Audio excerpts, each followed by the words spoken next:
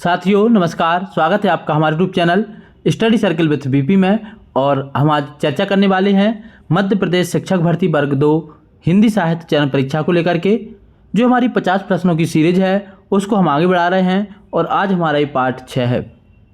साथियों यदि आप पूरी सीरीज देखते हैं तो निश्चित ही आपकी वर्ग 2 की, यूजीसी नेट की, जेआरएफ की, केंद्रीय विद्यालय की, DSSB की, नवोदय विद्यालय समिति की, एकलव्य विद्यालय की सभी तैयारियां आपकी कॉमन रूप से हिंदी साहित्य की हो जाएंगी। तो साथियों शुरू करते हैं आज का वीडियो, बढ़ते हैं पहले प्रश्न की तरफ। इससे पहले आप सभी से रिक्वेस्ट है, वीडियो पसंद आए तो इसको लाइक कर लें, साथ ही हमारे चैनल को सब्सक्राइब कर लें ताकि आपको समय समय पर ऐसी वीडियो मिलती रहे, और बेल आइकन को भी प्रेस कर लें ताकि वीडियो की नोटिफिकेशन भी आप तक पहुँचती रहे। बढ़ते हैं आज के पहले प्रश्न की तरफ। साथियों वीडियो शुरू करने से पहले आपको बता दें, कल जो है गलती से हमारे यहाँ पर जो हमारा उत्तर है युगधारा किस कवि की रचना है, हमने धूमिल बता दिया था। इसको त्रुटि को सुधारते हुए आप सभी लोग सुधार लें। इसका सही उत्तर है नागार्जुन। ऑप्शन नंबर बी हमारा राइट उत्तर है, इसको आप सुधार लें। गलती से कल जो मिस्टेक हुई थी उसको हमने क्रॉस चेक किया और सुधार लिया है। तो आप सभी से रिक्वेस्ट है कि जब हम रेगुलर पढ़ाई करते हैं तो कई बार बहुत सारी किताबों से पढ़ते हैं, किसी किताब में कोई उत्तर दिया रहता है और एकदम से हमारे जेहन से सही उत्तर निकल जाता है, और एक आध बार सबसे मिस्टेक हो जाती है पढ़ने के दौरान। तो मुझसे जो गलती हुई उस गलती को स्वीकारते हुए मैं इसको सुधार रहा हूं, और इस प्रश्न का जो राइट उत्तर है ऑप्शन नंबर बी नागार्जुन। इसके अलावा हमसे एक उत्तर और हमारा जो गलत हुआ था उसको भी हम सुधार देते हैं। हमने बताया था केशव को कठिन काव्य का प्रेत कहा है, तो कल जो हमने त्रुटिवश उत्तर बता दिया था विजयपाल सिंह, जो कि हमारा गलत उत्तर है। इसका जो सही उत्तर है वह है आचार्य रामचंद्र शुक्ल। आचार्य रामचंद्र शुक्ल ने केशव को कठिन काव्य का प्रेत कहा है, इसलिए हमारे इस प्रश्न का जो राइट उत्तर है ऑप्शन नंबर बी। साथ ही दोनों उत्तर आप सुधार लें। आगे हम पूरी पुनः कोशिश करेंगे कि किसी भी तरीके की गलती ना हो। फिर भी यदि कोई गलती हो जाती है तो आप लोग ऐसे ही हमें कमेंट करके सुधारते रहें, क्योंकि आप भी तैयारी कर रहे हैं, हम भी किसी न किसी किताब से पढ़ रहे हैं, या तो कई बार जब हम बहुत अधिक पढ़ते हैं तो कोई फैक्ट गलती से गलत पढ़ लेते हैं, या फिर कोई उत्तर जब हम टिक करते हैं तो ऑप्शन ए की जगह बी, बी की जगह ए, एक से होने पर गलत हो जाते हैं। सबके साथ ऐसा होता है, लेकिन हम कोशिश करेंगे कि आगे से ऐसी गलती ना हो। दोनों क्वेश्चन को आप सुधार लें जो पिछले वीडियो के हैं। अब हम बढ़ते हैं अपने पहले प्रश्न की तरफ।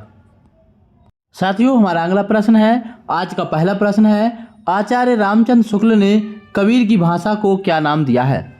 हमें बताना है आचार्य रामचंद्र शुक्ल ने कबीर की भाषा को क्या नाम दिया है। ऑप्शन है पूर्वी भाषा, भोजपुरी भाषा, सदुक्कड़ी भाषा या ब्रजभाषा।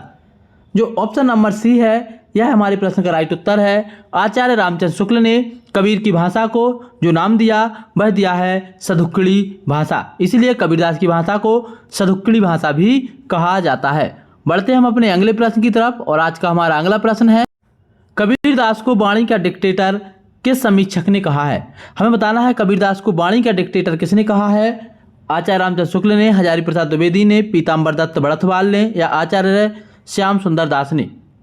जो आचार्य हजारी प्रसाद द्विवेदी हैं इन्होंने जो है कबीरदास को भाषा का या वाणी का डिक्टेटर कहा है। ऑप्शन नंबर बी हमारा राइट उत्तर है। हमारा अगला प्रश्न है, साखी, सबद और रमैनी किसकी रचना है।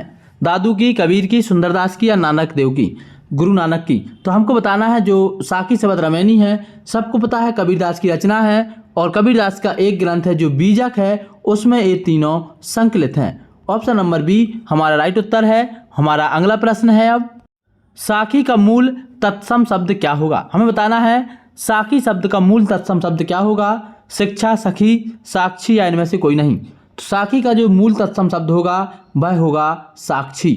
ऑप्शन नंबर सी हमारा राइट उत्तर है। हमारा अगला प्रश्न है, संत काव्य में किस रस की प्रधानता है। हमें बताना है संत काव्य में कौन सी रस की प्रधानता है। श्रृंगार रस, शांत रस, करुण रस या वीर रस। साथियों संत काव्य में शांत रस की प्रधानता है। संत भी मिलता जुलता है, शांत भी मिलता जुलता है, क्योंकि संत बैरागी होते हैं और शांत रस का स्थायी भाव जो होता है वह वैराग्य या निर्वेद होता है। ऑप्शन नंबर बी हमारा राइट उत्तर है। बढ़ते हम अपने अगले प्रश्न की तरफ। कबीर की उलटवासियों में कौन सा रस प्रमुख है। हमें बताना है कबीरदास की जो उलटवासियाँ हैं उसमें कौन सा प्रमुख रस है। साथियों तो कबीरदास की जो उलटवासियाँ हैं उसमें प्रमुख रस जो है वह अद्भुत रस है। क्योंकि कबीरदास की जो उलटवासियाँ हैं उसमें कुछ इस तरीके की बात की जाती है जो हमें सुनकर के आश्चर्यचकित करती हैं। इसलिए इनका जो कबीर की उलटवासियाँ हैं उनमें जो रस है वह अद्भुत रस है। ऑप्शन नंबर बी हमारा राइट उत्तर है। बढ़ते हम अपने अगले प्रश्न की तरफ। अगला प्रश्न है, अवधु गगन मंडल घर कीजिए, यह पंक्ति किसकी है? हमें बताना है अवधु गगन मंडल घर कीजिए, यह पंक्ति किसकी है? गुरु नानक देव की, गोरखनाथ की, कबीरदास की या रैदास की? ऑप्शन नंबर बी हमारा राइट उत्तर है। अवधु गगन मंडल घर कीजिए जो ये पंक्ति है यह कबीरदास की है।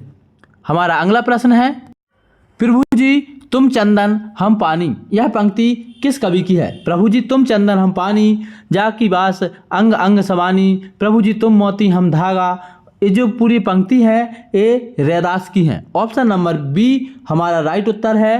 प्रभु जी तुम चंदन हम पानी, ये जो पंक्ति है यह संत रैदास की है।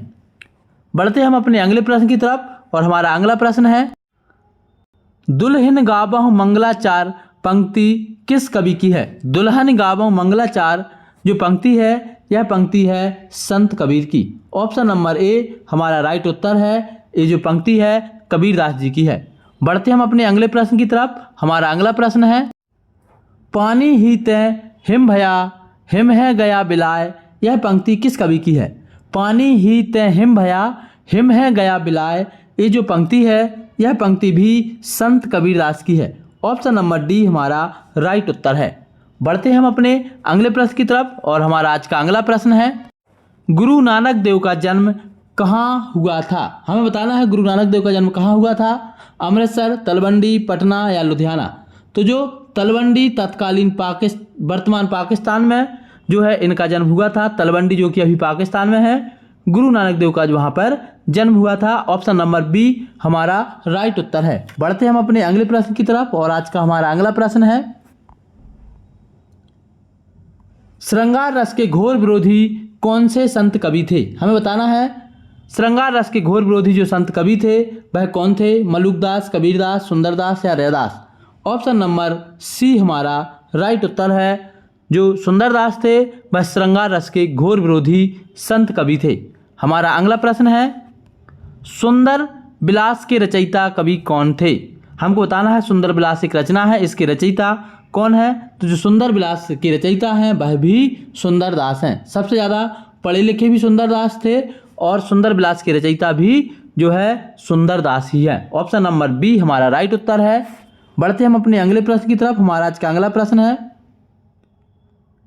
इन संत कवियों में सर्वाधिक शिक्षित कवि कौन थे? हमें बताना है इन संत कवियों में सर्वाधिक शिक्षित कौन थे? तो वह भी थे कौन? सुंदरदास। सबसे ज़्यादा पढ़े लिखे कौन थे? सुंदरदास। ऑप्शन नंबर ए हमारा राइट उत्तर है। जो सुंदरदास हैं वह कबीरदास, रैदास और दादू दयाल से ज़्यादा पढ़े लिखे थे।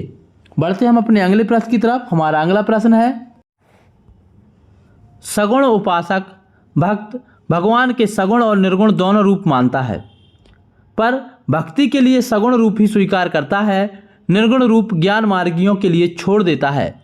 यह कथन किस आलोचक का है? हमें बताना है जो सगुण उपासक भक्त है वह भगवान के लिए सगुण और निर्गुण दोनों रूप को मानता है, पर भक्ति के लिए वह सगुण रूप को स्वीकार करता है, निर्गुण रूप ज्ञान मार्गियों के लिए छोड़ देता है। यह जो कथन है हमको बताना है किसका है? तो यह कथन है आचार्य रामचंद्र शुक्ल का। ऑप्शन नंबर बी हमारा राइट उत्तर है। बढ़ते हम अपने अगले प्रश्न की तरफ और आज का हमारा अगला प्रश्न है, कबीर तथा अन्य निर्गुण पंथी संतों के द्वारा अंतः साधना में रागात्मिकता, भक्ति और ज्ञान का योग तो हुआ, पर कर्म की दशा वही रही जो नाथपंथियों में या नाथपंथियों के यहाँ थी। यह कथन किसका है? हमें बताना है कबीर तथा अन्य निर्गुणपंथी संतों के द्वारा अंतः साधना में रागात्मिकता, भक्ति और ज्ञान का योग तो हुआ, पर कर्म की दशा वही रही जो नाथपंथियों के यहाँ थी। हमको बताना है यह कथन किसका है। साथियों जो यह कथन है यह भी आचार्य रामचंद्र शुक्ल का है। ऑप्शन नंबर डी हमारा राइट उत्तर है। बढ़ते हम अपने अगले प्रश्न की तरफ और हमारा आज का अगला प्रश्न है, नामदेव का संबंध किस प्रवृत्ति से है? सगुण उपासना, निर्गुण उपासना, नाथपंथ या फिर सगुण और निर्गुण दोनों? साथियों तो जो ऑप्शन नंबर हमारा डी है यह राइट उत्तर है। नामदेव ऐसे संत कवि हुए हैं जो पहले सगुण उपासक थे बाद में निर्गुण उपासक बन गए। ऑप्शन नंबर डी हमारा राइट उत्तर है। बढ़ते हम अपने अगले प्रश्न की तरफ और आज का हमारा अगला प्रश्न है, विठोबा का भक्त किसे माना जाता है? हमें बताना है विठोबा का भक्त किसे माना जाता है, ज्ञानदेव को, चैतन्य महाप्रभु को, नामदेव को या विवेकानंद को। ऑप्शन नंबर सी हमारा राइट उत्तर है। जो विठोबा है, विठोबा के भक्त जो माने जाते हैं वह माने जाते हैं चैतन्य महाप्रभु। इस प्रश्न का जो राइट उत्तर है ऑप्शन नंबर सी। बढ़ते हम अपने अगले प्रश्न की तरफ और साथियों हमारा आज का अगला प्रश्न है। साथियों आगे बढ़ने से पहले थोड़ा सा सुधार करेंगे।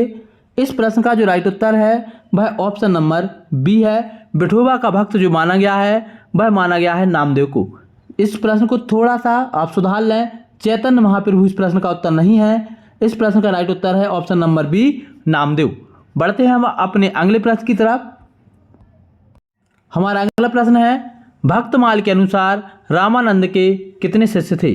साथियों भक्तमाल के अनुसार जो रामानंद हैं इनके जो शिष्य थे उनकी संख्या थी 12 है। ऑप्शन नंबर डी हमारा राइट उत्तर है। बढ़ते हम अपने अगले प्रश्न की तरफ और आज का हमारा अगला प्रश्न है,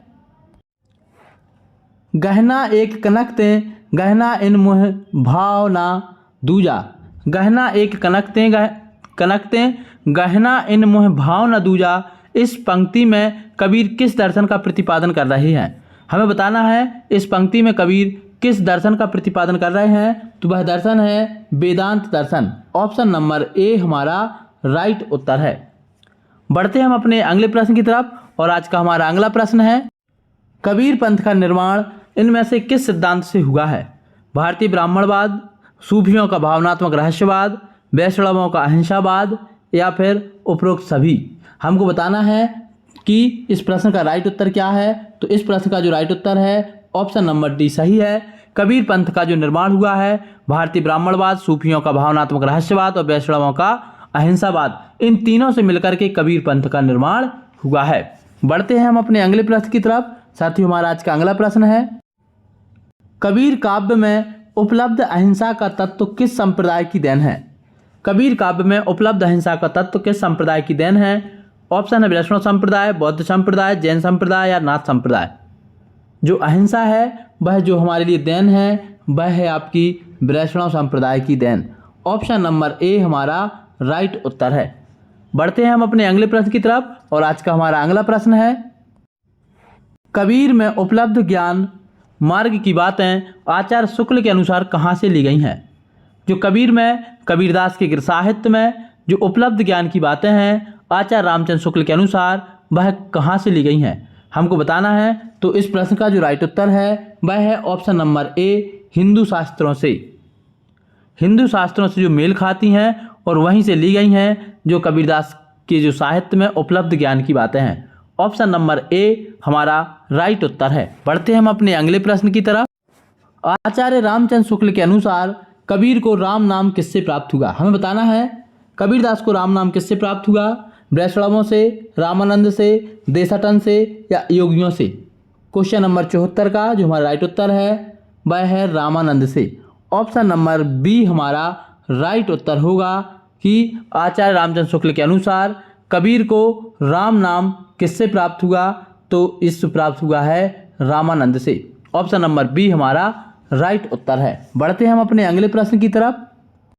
हमारा अगला प्रश्न है, कबीर काव्य में उपलब्ध प्रेम तत्व किसकी देन है? हमें बताना है कबीर काव्य में उपलब्ध जो प्रेम है या जो प्रेम तत्व है वह किसकी देन है? तो इस प्रश्न का राइट उत्तर है ऑप्शन नंबर सी सूफी संप्रदाय। जो कबीर के काव्य में प्रेम तत्व उपलब्ध है वह जो है सूफी संप्रदाय की देन है। ऑप्शन नंबर बी हमारा राइट उत्तर है।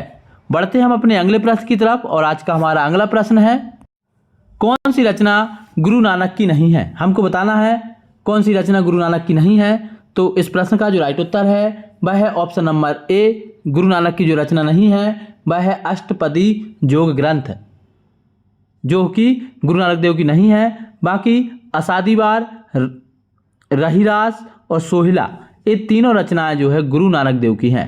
बढ़ते हम अपने अगले प्रश्न की तरफ और आज का हमारा अगला प्रश्न, आचार्य शुक्ल ने निर्गुण मार्ग का निर्दिष्ट प्रवर्तक किसे माना है? आचार्य शुक्ल ने निर्गुण मार्ग का निर्दिष्ट प्रवर्तक किसे माना है, हमको बताना है। इस प्रश्न का राइट उत्तर क्या है?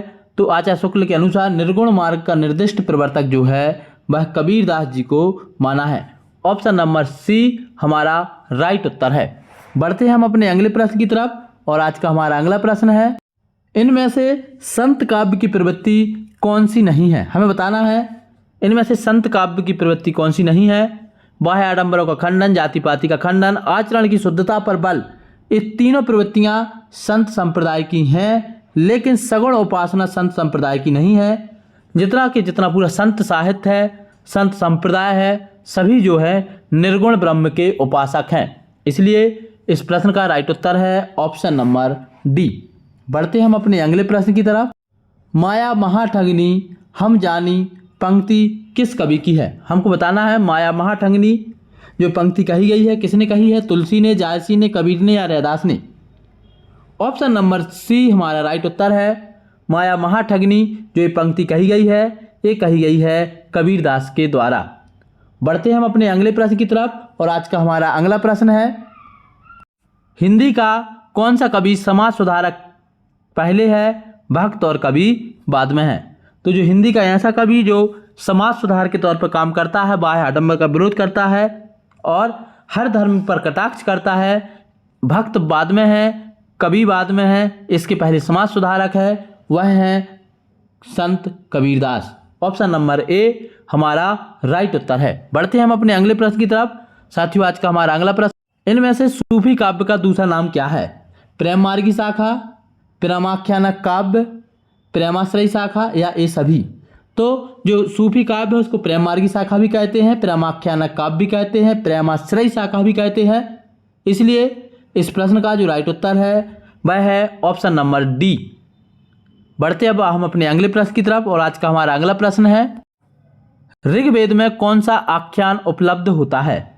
हमें बताना है ऋग्वेद में कौन सा आख्यान उपलब्ध होता है। नल दमयंती, उषा अनिरुद्ध, पुरूरवा उर्वशी, सीरी फरहाद। हमको बताना है ऋग्वेद में कौन सा आख्यान या कौन सी कथा निकल के आती है। जो ऋग्वेद में कथा निकल के आती है या जो आख्यान उपलब्ध होता है वह है पुरूरवा और उर्वशी का आख्यान। ऑप्शन नंबर सी हमारा राइट उत्तर है। ऋग्वेद में पुरूरवा और उर्वशी आख्यान उपलब्ध होता है। बढ़ते हैं हम अपने अगले प्रश्न की तरफ। साथियों हमारा अगला प्रश्न है, किस अवतार का चरित्र स्वच्छंदतावादी प्रेम पर आधारित है? हमको बताना है कौन से अवतार का चरित्र स्वच्छंदतावादी प्रेम पर आधारित है। तो जो स्वच्छंदतावादी स्वतंत्र प्रेम पर आधारित है वह है श्री कृष्ण जी का प्रेम। ऑप्शन नंबर बी हमारा राइट उत्तर है। श्री कृष्ण का प्रेम अवतार का मतलब जो श्री कृष्ण अवतार का चरित्र जो है स्वच्छंदतावादी प्रेम पर आधारित है। ऑप्शन नंबर बी राइट उत्तर है। बढ़ते हैं हम अपने अगले प्रश्न की तरफ। हमारा अगला प्रश्न है, नल दमयंती आख्यान किस ग्रंथ में है? साथियों हमको बताना है नल दमयंती आख्यान किस ग्रंथ में है। जैसे अभी हमने देखा है पुरूरवा और उर्वशी का ऋग्वेद में, तो वैसे ही नल दमयंती का जो आख्यान है वह है ऑप्शन नंबर बी महाभारत में। ऑप्शन नंबर बी हमारा इस प्रश्न का राइट उत्तर है। नल दमयंती का आख्यान जो है वह महाभारत में उपलब्ध है। बढ़ते हैं हम अपने अगले प्रश्न की तरफ और आज का हमारा अगला प्रश्न है, कृष्ण रुक्मणी का प्रेमाख्यानक किस पुराण ग्रंथ में है? हमको बताना है कि कृष्ण और रुक्मणी का जो प्रेम और प्रेम संबंधी कथा है वह कौन से ग्रंथ में है। तो इस प्रश्न का जो राइट उत्तर है वह है ऑप्शन नंबर बी हरिवंश पुराण। हरिवंश पुराण में कृष्ण और रुक्मणी का प्रेम आख्यान जो है इसमें इस ग्रंथ में पाया जाता है, इस ग्रंथ में उपलब्ध है। बढ़ते हैं हम अपने अगले प्रश्न की तरफ और आज का हमारा अगला प्रश्न है, बृहत कथा के नायक का नाम क्या है? हमें बताना है बृहत कथा के नायक का नाम क्या है। क्वेश्चन नंबर 86 का आपको राइट उत्तर बताना है। इससे पहले आप सभी से रिक्वेस्ट है, वीडियो पसंद आए तो इसको लाइक कर लें, साथ ही हमारे चैनल को सब्सक्राइब कर लें ताकि आपकी हिंदी साहित्य संबंधी सभी तैयारियां होती रहें। ऑप्शन नंबर सी इस प्रश्न का राइट उत्तर है कि जो बृहत कथा है इसके नायक जो हैं वह नरवाहन है। बढ़ते हैं हम अपने अगले प्रश्न की तरफ। हमारा अगला प्रश्न है, सूफी प्रेमाख्यानकों में कौन सी विशेषता प्रायः होती है?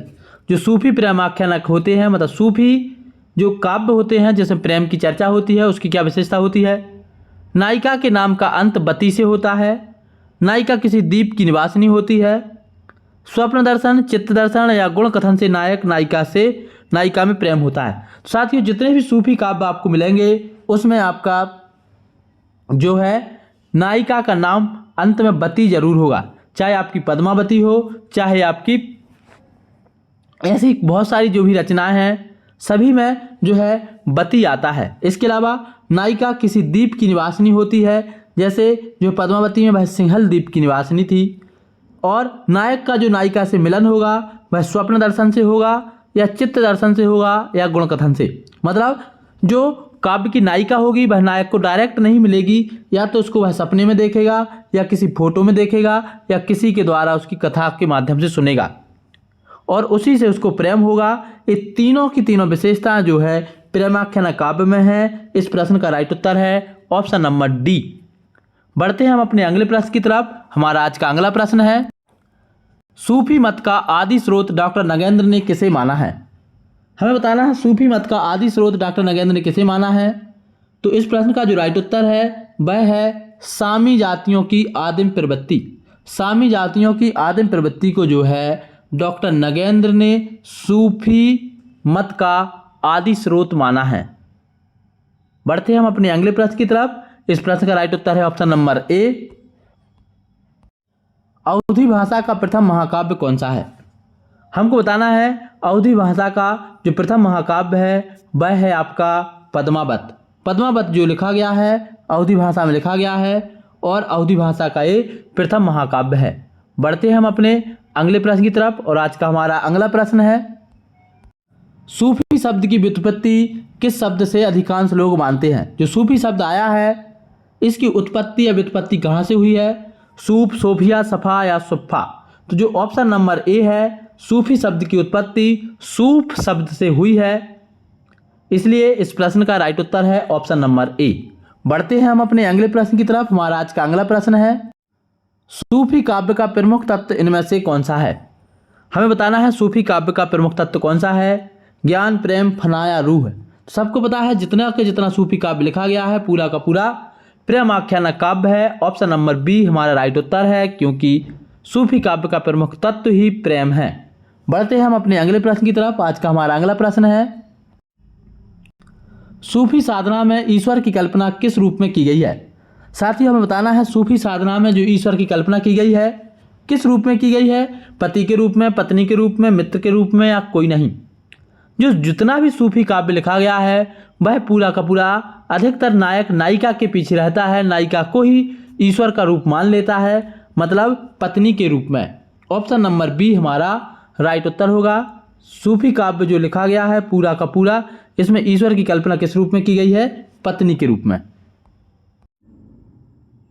साथियों, इस प्रश्न का जो उत्तर है सूफी साधना में जो ईश्वर की कल्पना की गई है वह पति के रूप में की गई है, पत्नी के रूप में नहीं। ऑप्शन नंबर ए हमारा राइट उत्तर है। सूफी काव्य में ईश्वर की साधना या ईश्वर की कल्पना जो की गई है वह पति के रूप में की गई है। ऑप्शन नंबर ए हमारा राइट उत्तर है। ऑप्शन नंबर बी जो गलती से बता दिया है वह आंसर शीट से आंसर जब हम देख रहे थे, जब हमने अपने इस आंसर शीट इसकी तैयार की उसमें गलती से टिक हो गया। चूँकि कल गलती हो गई थी इसलिए आज जो है हम हर बार इस एक क्वेश्चन को क्रॉस चेक करके ही बता रहे हैं ताकि किसी भी तरीके की कोई गलती ना हो। इस प्रश्न का राइट उत्तर है ऑप्शन नंबर ए। बढ़ते हैं हम अपने अगले प्रश्न की तरफ। हमारा आज का अगला प्रश्न है, इनमें से कौन सी दशा हाल की दशा में गिनी जाती है। हमें बताना है इनमें से कौन सी दशा हाल की दशा में गिनी जाती है। तो इस प्रश्न का जो राइट उत्तर है वह है आपका ऑप्शन नंबर बी, नासूत। इसी के साथ हमने आज जो है 93 प्रश्न कंप्लीट किए। अब हम इसके आगे के प्रश्न कल हल करेंगे और आज के इस वीडियो में इतना ही। अंत तक वीडियो देखने के लिए सभी का बहुत बहुत धन्यवाद। वीडियो पसंद आया तो उसको लाइक कर लें, साथ ही हमारे चैनल को सब्सक्राइब कर लें। साथियों, पुनः आप सभी से रिक्वेस्ट है, यदि आपको लगता है किसी प्रश्न में आपको डाउट है, किसी प्रश्न का उत्तर हमने यदि गलती से गलत बता दिया है तो आप हमें कमेंट करके भी बता सकते हैं ताकि हम उसको सुधार भी सकें। इसके अलावा जो है ऐसी गलती हमसे दोबारा ना हो उसको भी हम सुधार सकें, क्योंकि जब हम पढ़ते हैं चाहे दुनिया का कोई भी व्यक्ति हो, जब वह पढ़ता है तो उससे त्रुटि होना कोई बड़ी बात नहीं है। हर व्यक्ति गलती कर देता है, गलती वह जानबूझ करके नहीं करता। कई बार जब हम किसी किताब से पढ़ते हैं तो जो उसकी आंसर शीट प्रिंट होती है उसमें गलत प्रिंट हो जाता है, जिस वजह से हमारा उत्तर गलत हो जाता है। बाकी अब हमने जो अपने आंसर चेक करने का जो नियम बना लिया है, एक बार हम उसको क्रॉस चेक गूगल से भी करते हैं, उसके डिस्क्रिप्टिव भी देखते हैं, इसके बाद ही आगे बढ़ते हैं। तो आज की वीडियो में इतना ही। यदि वीडियो पसंद आया है तो इसको लाइक कर लें, साथ ही हमारे चैनल को सब्सक्राइब कर लें। अंत तक वीडियो देखने के लिए सभी का बहुत बहुत धन्यवाद। जय हिंद।